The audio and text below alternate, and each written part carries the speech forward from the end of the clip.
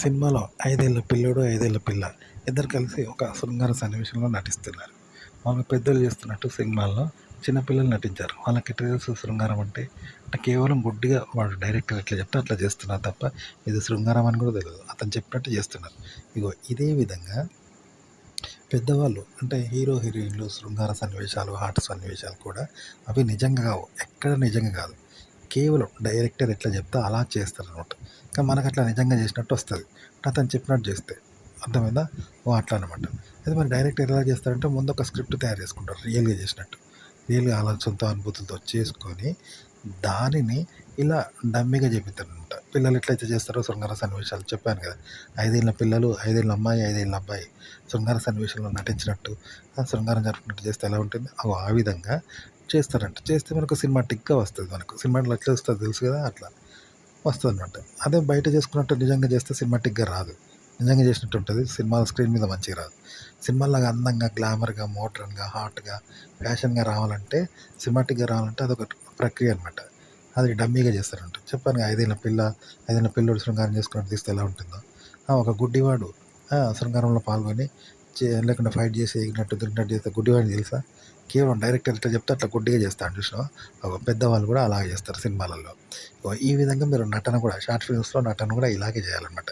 నిజంగా చేయొద్దు. మీరు ముందుగా నిజంగా చేయండి.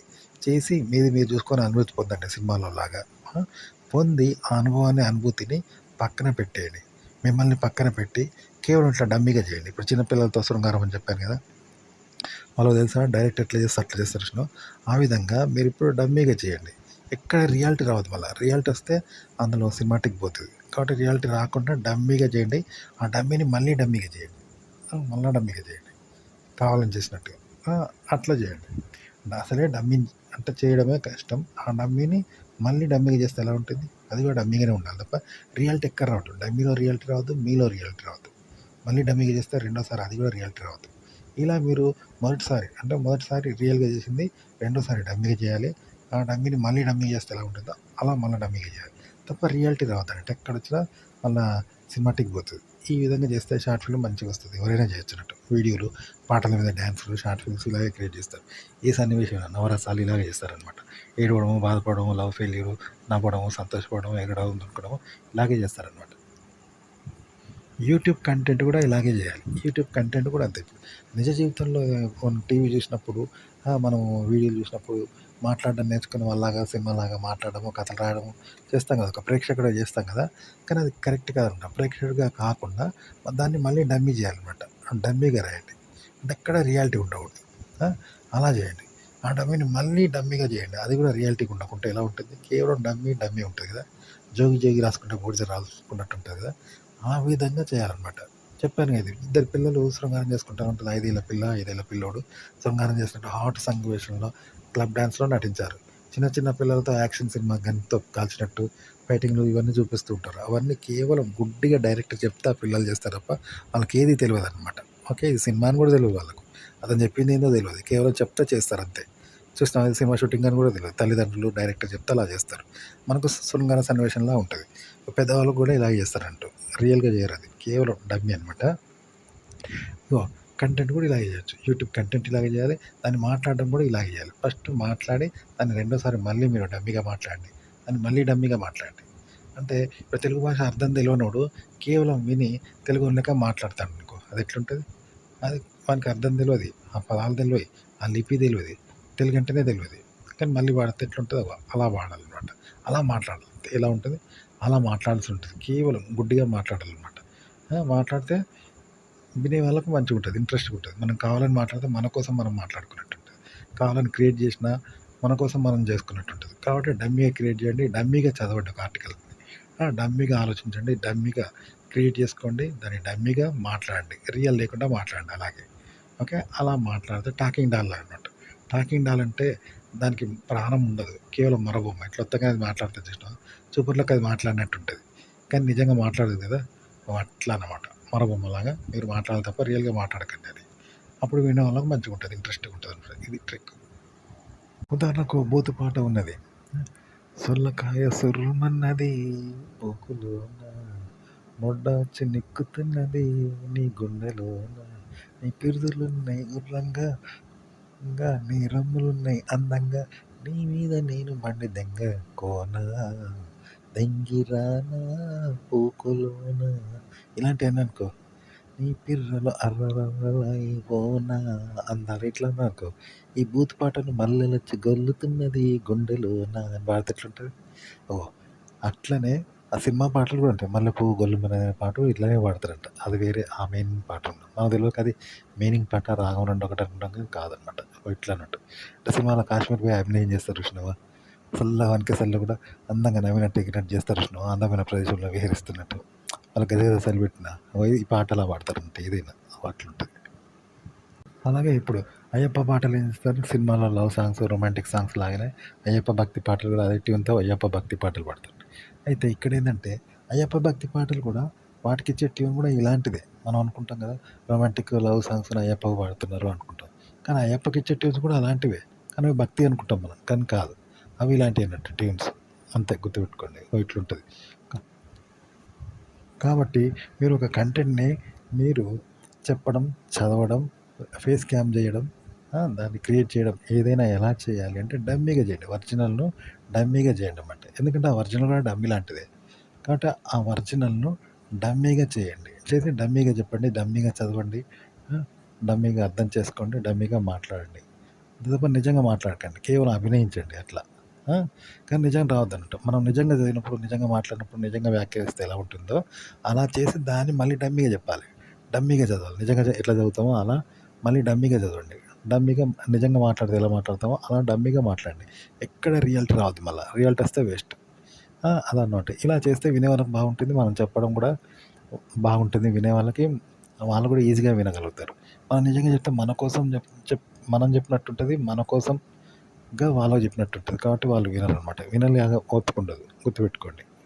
డమ్మీగా చెప్పడం నేర్చుకోండి. ఉదాహరణకి ఇద్దరు ఆడోళ్ళు నలాకాడ బిందెలు బిందెలు పట్టుకొని సిగలు సిగలు పట్టుకొని కొట్లాడుకుంటూ బండ బూతులు తిట్టుకుంటూ ఉంటారు కదా! ఒకళ్ళకొకళ్ళు తిట్టుకుంటూ ఉంటారు కదా! అలాగా ఆ తిట్టుకునే దాన్ని ఆ బూతులని రియల్ కాకుండా డమ్మీగా చెప్పాలంటే ఎలా చెప్తాం? 2 మరబొమ్మలు మాట్లాడుకుంటూ తిట్టుకుంటే ఎట్లుంటది? అది నిజంగా తిడతాయా? బొమ్మలు. అలా అనమాట. అలా చేస్తే ఎలా ఉంటదో అలా చేయాలి యాక్షన్. అంటే డమ్మీగా చేయడం. తిట్టడం కూడా అలాగే తిట్టాలి. అభినయం కూడా అలాగే చేయాలి. రియల్‌గా చేస్తే చూపర్లకు రియల్‌గా ఉన్నట్టు అనిపిస్తది. ఇది అభినయం అనమాట. డమ్మీ. 2 మరబొమ్మలు, ఇద్దరు చిన్న పిల్లలతోటి చేస్తే ఎలా ఉంటది వాళ్ళకి తెలుసా చిన్న పిల్లలకు? అట్లా అన్నట్టు. ఇద్దరు మగ పిల్లల మధ్య అలా ఆడాలు కొట్టుకున్నట్టు చెప్తే వాళ్ళు ఆడోల్లా కాదు. పైగా చిన్న పిల్లలు. ఎలా ఉంటది డమ్మీగా ఉంటది కదా! వాళ్ళు చెప్తే చేస్తారు తప్ప వాళ్ళకేం తెలవదు చూసినావా? ఆ విధంగా చేస్తే ఎలా ఉంటదో అలా చేయాలండి. మీరొక కంటెంట్ చదివి లేదా క్రియేట్ చేసి కెమెరా ముందు మాట్లాడడము, చదవడము ఇలాగ డమ్మీగా చదవాలి, డమ్మీగానే చెప్పాలి, డమ్మీగానే క్రియేట్ చేయాలి, డమ్మీగానే మాట్లాడాలి కెమెరా ముందు.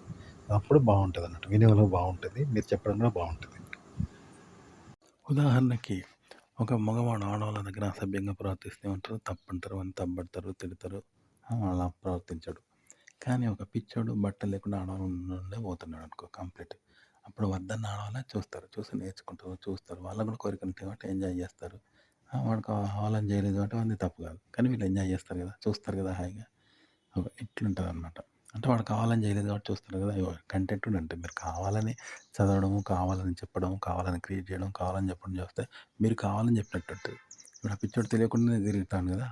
అలా అనమాట. డమ్మీగా చెప్తే కావాలని చెప్పినట్టు ఉండదనమాట. అసలే ఉండదు అందులో. మీరు కావాలని చెప్పడం ఉండదు. కాబట్టి అప్పుడు చూస్తారంట. మీరు చెప్పాలని చెప్పలేదు, క్రియేట్ చేయాలని చేయలేదు, చదవాలని చదవలేదు, చెప్పబడలేదు, కావాలని చెప్పబడలేదు కాబట్టి అప్పుడు చూస్తారు, వింటారు. చెప్పింది గుర్తుపెట్టుకోండి. అలాగే ఒక అమ్మాయి దగ్గరికి నువ్వు శృంగారం కోసం పోయినావనుకో, కావాలని పోతే తప్పంటారు, నేరం అంటారు, రేపిస్ట్ అంటారు, దుర్మార్గం అంటారు. కానీ నువ్వు కావాలని కాకుండా జెన్యూన్‌గా పోయినావనుకో, జెన్యూన్‌గా ఒక చిన్న పిల్లోడు తెలవకుండా ఆడోళ్ళ దగ్గర పోయిండు. కావాలని మొదట పిల్లోడు తప్పులేదు. వాడు తెలవకనే పోతాడు కదా! అలా అక్క అని పోతాడు కదా! ఆ! అలా పోతే ఎలా తప్పులేదో అలా పోవాలి ఆడోళ్ళ దగ్గరికి. పోతే వాళ్ళకి కోరికలుంటాయి. వాళ్ళు ఓపెన్ అవుతారు మీ ముందు. కోరికలుంటాయి. వాళ్ళు శృంగారం చేయమంటారు, చేయించుకుంటారు. మీరు కూడా కావాలని చేస్తారు. అది ప్రకృతి సిద్ధంగా చేస్తున్నారు. వాళ్ళు ప్రకృతి సిద్ధంగా అడుగుతారు. అప్పుడు శృంగారం జరుగుతుంది కదా! తప్పని ఆడవాళ్ళే ఇప్పుడు మీతో చేయించుకుంటారు. అట్లనమాట. తప్పైన శృంగారమే మీరు చేస్తున్నారు. కానీ కావాలని కాదు. కాబట్టి ఇది డమ్మీ లాంటిది. వాళ్ళ డమ్మీ లాంటిది, మీ డమ్మీ లాంటిది. ఇలా చెప్పడం కూడా ఇలా చెప్తే మీరు కావాలని చెప్పడము, కావాలని చదవడం, కావాలని క్రియేట్ చేయడం ఉండదు. అదనమాట. కావాలని క్రియేట్ చేసిన ఆ విషయాన్ని ఇప్పుడు కావాలని చేసినట్టు ఉండదు. కావాలని చెప్పాలనుకున్న ఆ విషయాన్ని కావాలని చెప్పినట్టు ఉండదు. కావాలని క్రియేట్ చేసిన విషయాన్ని కావాలని క్రియేట్ చేసినట్టు ఉండదు. కానీ ఇదంతా కావాలని చేసిందే. దాన్ని డమ్మీగా చెప్పాలి మళ్ళా. దాన్నే డమ్మీగా చెప్తే అప్పుడు మీరు కావాలని చెప్పినట్టు ఉండదు. కావాలని చెప్పే విషయం కూడా కావాలని చెప్పినట్టు ఉంటది. అప్పుడు వింటారనమాట. ఎలాంటి విషయమో వింటారు. ఇంట్రెస్ట్‌గా ఉంటది. మీరు చెప్పినట్టు ఉండదు. వాళ్ళు విన్నట్టు ఉండదు. ఆటోమేటిక్‌గా మీ చేత చెప్పబడుతుంది కాబట్టి మంచిగా వింటారనమాట. ఇదో మంచి ట్రిక్. మీరు ఒక కంటెంట్ చెప్పడానికి, క్రియేట్ చేయడానికి, చదవడానికి. చిన్న పిల్లలు నగ్నంగా ఉంటారు ఆడవాళ్ళ ముందు. పిచ్చోళ్ళు కూడా ఆడవాళ్ళ ముందు నడుచుకుంటూ పోతారు. వాళ్ళకి తెలవదు కాబట్టి. సో, ఇది ఎలా ఉంటుంది? మన తప్పు కాదు. కావాలని చేయరు. పోనీ పెద్దోళ్ళలాగా వాళ్ళు కావాలని సెన్సార్ చేసుకోరు. కావాలని ఓపెన్ కారు. జెన్యూన్‌గా పోతూ ఉంటారు కదా తెలవక. అలా ఒక మంచోడు కూడా అలా పోతే ఎలా ఉంటుంది? ఇలా ఉంటుంది. అంటే మనం ఒక కంటెంట్ చదివినప్పుడు ఇలాగే చదవాలి. కావాలని సెన్సార్ చేసుకోవద్దు. కావాలని మిస్‌బిహేవింగ్ చేయొద్దు. కావాలని చెప్పొద్దు.